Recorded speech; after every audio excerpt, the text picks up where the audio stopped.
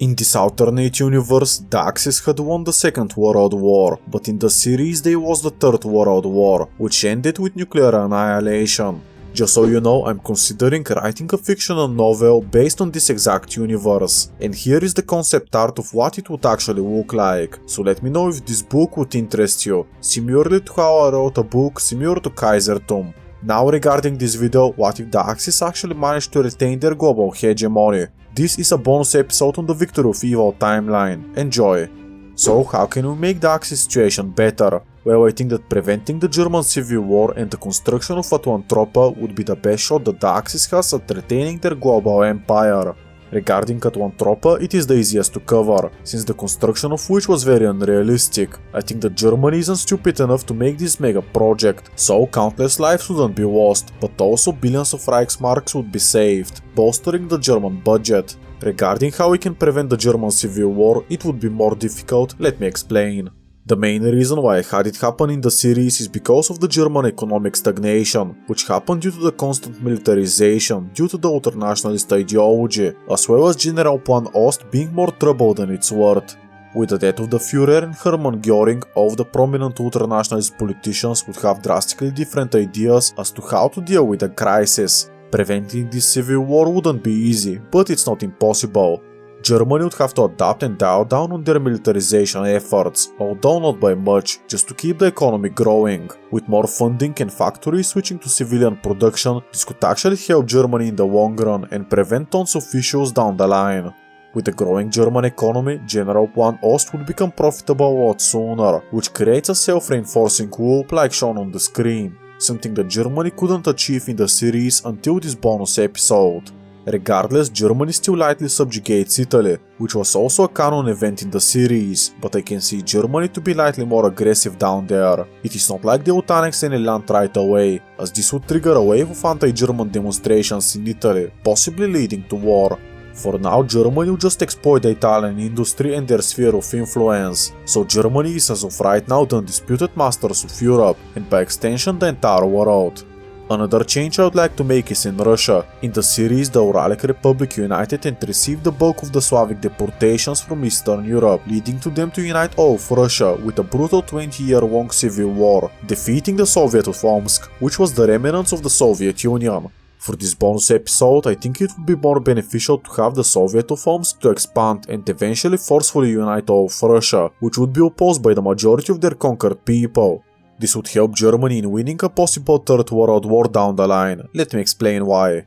First up, the Germans are going to brainwash the Slavs in Eastern Europe to oppose communism, which goes in hand with the ultranationalist ideology, but also the Soviet Union is less likely to cooperate with Free America and the remnants of the Allies, unlike in the series. Furthermore, I would have the Soviet Union to strike Turkestan, where they would gain the Russian majority areas, but this would more than guarantee that Turkestan would later side with Germany as to retake these territories. This would be a big mistake for the Soviet Union, as Russia in the series had decided to do the smart choice of working with Turkestan. Another advantage we can give Germany is in North America. There, Free America had kept Wyoming, which is from where they got their uranium as to produce nuclear weapons. Having Japan take slightly more would be very beneficial, but then we would need to alter the first episode regarding the Second World War, so I would keep it simple. Japan just does slightly better and expands the Pacific states. Finally, I would have Germany to take Texas for themselves. The Germans had always claimed Texas, stemming back from the German Empire before the Great War, but them getting Texas here results in Free America to be encircled and not have any access to the sea, barring the Hudson Bay area, which is too cold for a massive shipping to be constructed. This would give Germany and Japan an immense advantage if they would reduce the size of Free America, which later down the line allows them not to have nuclear weapons and any navy, so this greatly boosts the odds of the Axis winning the Third World War. Now regarding the war, in the series it started after the German Civil War, with conflicts in the Balkans, initiated by Italy. As the Italians are now basically subjects of Germany, this is not going to happen, so this war would start in an alternate way. Perhaps it starts with the Soviet Union invading Germany, which I would have happen. Turkestan would undoubtedly declare war on the Soviet Union, wishing to punish them and take back their former land. This war would start to expand greatly, as Japan wanted more of Siberia, and now they, together with their entire faction, would declare war on the Soviet Union, so the world as of now looks more or less like this. Other countries may choose to join the Soviet cause, as this would be their last chance at trying to topple the ultranationalist hegemony over the world, so for them it would be now or never. Free America, India, Australia and New Zealand would join this war on the side of the Soviets. Most notably, France and Portugal would remain neutral, as they would surely oppose the German dominance over the world, but if they side with the Allies, they are practically surrounded on all sides and would get defeated quite soon, so they're going to sit this war out, knowing very well that Germany would eventually try to erase their existence.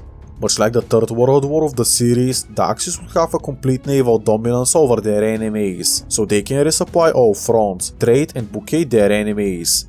Africa is going to be much more contained by the Axis as a result of that. There would be minor pro-independence movements, but these are likely brutally crushed. By this point, the Germans would have eradicated any sort of a national identity that is not German, and most of the people on the continent would be born under ultranationalism and their propaganda, so the continent would become compliant and their history would be erased. A similar situation would be in Southeast Asia, where the Japanese would erase most of the national identity of their subjects, with loyal ultranationalists being installed as to govern these countries. There would be minor rebellions, but they are likely to get crushed as of now. The majority of the population that lives there, much like Africa, was brainwashed successfully to believe the ultranationalist propaganda and their lies.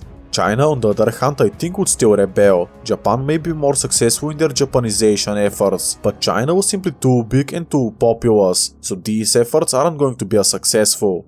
The thing is that these Chinese rebellions, even in the series, were quite weak. Japan stole off the Chinese industry, so the Chinese are going to be well armed. They would be using sticks and stones to fight against the Japanese airplanes and tanks. This front would become a bloodbath for the Chinese nationals, who would struggle to find any victories and would be constantly pushed back. Zooming out, this is how the entire world would look like as of right now. What I can see happening is for more countries to join the war on the side of the Axis. Not because they want to grow territorially, but because they can see that Germany and Japan are going to be the undisputed masters of the world, so they want to be on good terms with them. These countries would be the Middle East, Iran and Afghanistan, in addition to Turkey and the Balkans. Even Spain may join this war on the side of Germany, as to use German help to safeguard the Spanish colonies in Africa. What you can see happening is now that there is a land bridge from Germany to Japan, which was never secured in the original ending, but here it means that the Axis can support and supply each other and advance more effectively on all fronts. The Axis are not only connected via land, but also they have complete naval superiority, so the Allied side is quite literally on every disadvantage. Remember that Germany didn't have a civil war in this ending, so they are a beast to be reckoned with, being the strongest country in the world by far. Free India is now in a very tough position. They are blockaded and isolated from their allies, while fighting on all fronts. Azad Hind was very vocal about uniting all of India, and with more Japanese support, they would actually start advancing into India. In the beginning it would be really slow, but with the German and Japanese bombings of Indian industry, Free India eventually starts lacking equipment and resorts to stick and stones, much like the Chinese. This front is also bloodbath, but Free India is no match for the professional army of the Axis. The Soviet Union on the other hand is in a very similar position, almost no industry and fighting on literally all fronts. The Soviets are the ones that had fought a brutal civil war in this ending, where they were fighting other warlords for over 20 years, with the nation barely united and more unstable. The Soviets here are as weak as Germany was in the original ending of the series, so this is not a good sign for them. Germany doesn't suffer from the same problems as in our own history, and with the Soviets lacking in anti-air, they are bombarded into oblivion. The Axis has total dominance, but it doesn't stop there. Australia and New Zealand are strong and large, but they are also blockaded and terror-bombed, looking similar to Britain in 1940 of our own history, having to sit idle and watch their allies be destroyed, not able to do much, knowing very well that they would be next. Free America is screwed. Germany has retained their North American holdings due to the lack of a German civil war, while Japan can resupply and support the Pacific states. This front also becomes a bloodbath, which term you are likely rolling your eyes around as you're hearing so often, but this is true. Free America is losing ground and overall the Axis are winning on all fronts. Let me go back to Europe and especially Eastern Europe. It would be foolish to assume that there wouldn't be any local uprisings, as I think they're guaranteed to happen, but I want to cover them right now. Germany has built up infrastructure into Eastern Europe and they can easily reach them, so supply is no longer a problem. Furthermore, these revolutionaries are going to be very weak and likely poorly armed, again similar to China and India.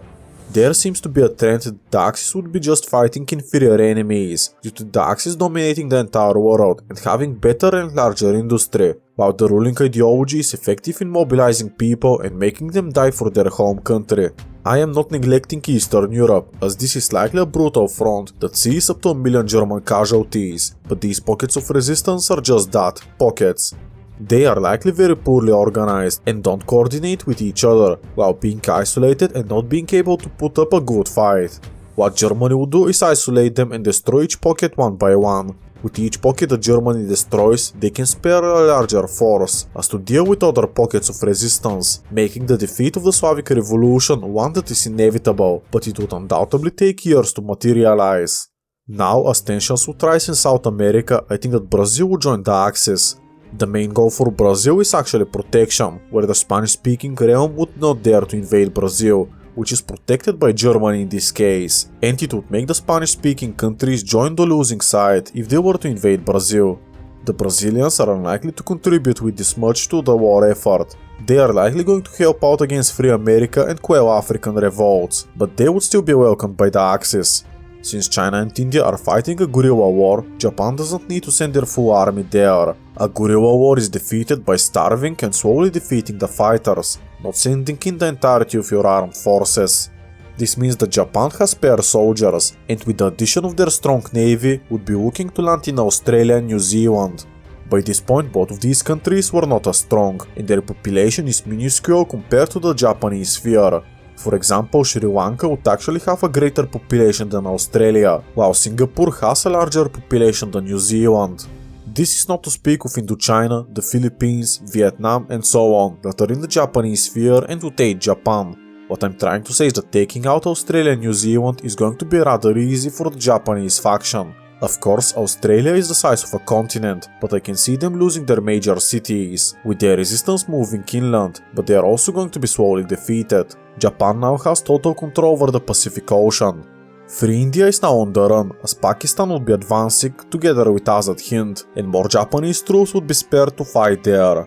An important city after another would fall to the hand of the enemy, so I don't see how Free India would recover. By this point they are barely holding on, and I would have them capitulate right here and right now, as it is pointless to continue to cover them how they're constantly defeated. China is in a similar position but not identical. The Chinese would have a better terrain to hide in addition to more manpower, so they're going to put up a more serious fight, taking out plenty of Japanese soldiers with them, but this wouldn't be enough. China is being pushed back into the mountains, where growing food is more difficult, so Japan would seize their advances and wait for the Chinese to starve and become more desperate. Free America was doing fine in the beginning, as they were losing a bit of ground, but now with the German and Japanese soldiers being freed up from other fronts, the Americans would start to struggle. The population of Free America would be about 20 million people, and they would get outnumbered in terms of population by the German and Japanese America individually. What this means is that Free America has no chance. The Soviet Union would fail to motivate more Slavs in Eastern Europe to rebel and fight for them due to their ideological differences, and with Turkestan not being allied to the Russians, this would be a slow and guaranteed defeat for the Soviet Union. I think that you get the point, so there's no need for me to stretch it out further. The Allies are losing heart one way or the other, so they would surrender, leaving us with yet another total Axis victory. In the peace treaty, America is partitioned between Germany and Japan along the lines that they had historically claimed during the Second World War. There is going to be a brutal occupation, likely resulting in more casualties than the entirety of the front during the Third World War, but the Germans and Japanese manpower can handle this. Free America is no more, and the people are enslaved, with the Axis puppets expanding.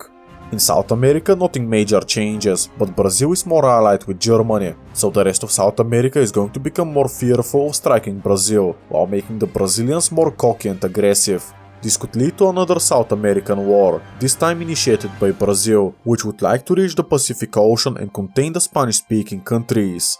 This could have happened during the war, but I would have it happen right now. Germany and Japan would benefit from Brazil having a coastline on both oceans, as then trade and shipping wouldn't need to pass through hostile nations. I can really see Brazil to be supported in this war by the rest of the Axis, which means that Spanish-speaking South America simply stands no chance. In their respective peace treaty, Brazil would get all of their claimed territories, while Germany expands their Caribbean colony into Colombia and Venezuela, but also likely Central America as well. German Caribbean is now very well positioned and the Panama Canal is quite defendable. Chile I can see becoming a Japanese protectorate, while Argentina becomes one of Germany, in addition the Germans seizing the Falkland Islands and South Georgia Island. Peru, or whatever is left of it, could become split between the German and Japanese spheres, and while it would be a single country, there would be proxy wars inside of it, likely leading to a civil war. Moving to Africa, not much will change there. Germany would eliminate all of the resistance during the Third World War, so Africa is now in the firm hands of Germany, with them breaking away likely never happening. The people there would unfortunately be brainwashed by the ultranationalist ideology, and their identity would have been erased. The continent is going to remain a slave machine for Germany, likely for eternity. Japan would reassert control over China, and with the brutal casualties suffered on the Chinese side during the revolution, due to their inferior weapons, more lives would be lost, so the Japanese sphere in return would find it much more manageable to keep China in check. There is likely a one-child policy initiated in China that Japan would enforce harshly, with the goal of further reducing the Chinese population. To me, it looks likely that Japan would also keep hold of all of their overseas colonies and territories, due to the ultranationalist propaganda forcing their conquered people to comply. At this point, almost all of their conquered lands in the 1940s would be comprised of people born during Japanese rule, which means that Japan is here to stay, with the national identity of the local people being slowly erased. China is practically going to disappear within a century. As for India, they are given to Azad Hind, but Pakistan would gain some bordering territories that are majority Muslim, or have a strong Muslim minority. Azad Hind is going to struggle initially to consolidate their gains, due to the lands of Free India being greater and more populated, compared to Azad Hind themselves. What this means is that India would require more Japanese help, as to keep the conquered people away from rebelling, so India would become more in debt to Japan, and likely become a junior partner, much like Italy being one of Germany. Azad Hind has united India, but has lost their sovereignty, and it would only keep getting worse for them. The final front to cover is Central Asia, where the Soviet Union would be defeated. Turkestan restores their previously lost territories, but also takes some more, like the city of Omsk, the heartland of the Soviet Union. Germany and Japan would partition the rest of the country according to how historically they wanted to do after the Second World War, so Moscovian would expand greatly, while Japan creates another puppet government. Zooming out, this is the entire world after the Axis win this alternate Third World War, and Germany and Japan have secured total control over their subjects, effectively assimilating and enslaving all of them. In Europe, France, Spain, Portugal and the Balkans still exist as independent countries, but slowly and surely their independence would be withered down just to German client states, which I see as really likely. In the end, if I were to draw the spheres of influence, it likely looks like this. While the Japanese sphere is slightly smaller, they do have China and India on their side, so Japan would control the majority of the population on Earth, while Germany has the advantage of territory, the army, space research and technology in general. In terms of industry, both are likely equal. What I can see happening here is a cold war to develop between Germany and Japan. The Germans are likely to want to preserve the Middle East and prevent oil from going to Japan, while the Japanese would lack oil themselves due to Germany controlling almost all of the oil-producing regions on Earth. For example, let us look at the German Caribbean, Texas, the Caucasus and so on. Japan doesn't have this vital resource that is required to win wars. As such, the Middle East is likely going to become a huge battleground between the two superpowers in a proxy war. Due to their extremist ideology, I'm sure that eventually both would want to dominate the entire Earth and take it upon themselves as their duty to civilize the world and spread their superior culture and genes. What I'm trying to say is that a Fourth World War, this time being nuclear and with higher stakes, is more possible to happen. The previous video ended with nuclear annihilation, but I think that this is the most likely outcome considering the two ultranationalist countries are fighting. Now, as I don't want this scenario to turn into nuclear war, I want to cover Japan and Germany separately and to tell you what their situation would look like. The Germans would be doing great. They have eliminated the Russians as a threat and even the Slavs in Eastern Europe, most of which were displaced or killed during the war. Germany has also increased their control over the rest of Europe, and while total annexation is unlikely right away, in 50 years the continent may become just one country, Germany. The Germans have no enemies nearby, have abundant resources and billions of compliant conquered people. Japan is severe in terms of compliant subjects, so if there is a war, it would be war to end all wars and for a single country to unite the whole earth. Now I want to touch on the story of Werner and Nadia. This time Peter and the Polish underground resistance would be destroyed by Germany, so Peter would never shoot Werner, while the German Civil War never happens, so Heinrich Himmler would never take Werner and Nadia's child as to fight for his side. Their family is still intact. Nadia never realizes she has been Germanized and brainwashed, so she has been successfully converted. The Polish language and culture are officially destroyed, which extends to Eastern Europe, and later the entirety of the continent. Werner and Nadia would generally live a happy life, but their freedom is non-existent, with the German government becoming more and more totalitarian. Eventually, Nadia would be executed by the German government, under the suspicion of not being fully committed to the German way of life, despite her being Germanized for over 30 years already. Germany can start to afford killing non-Germans, as they no longer need to pretend like they like these people or want to assimilate them. Germany is already at the top of the world, so Nadia would have been killed again, just because she was Polish over 30 years ago. Werner would be devastated, but he would understand this. There is no funeral for Nadia. There is no respect being paid for her. She isn't buried. Werner knows that this is better for the Reich.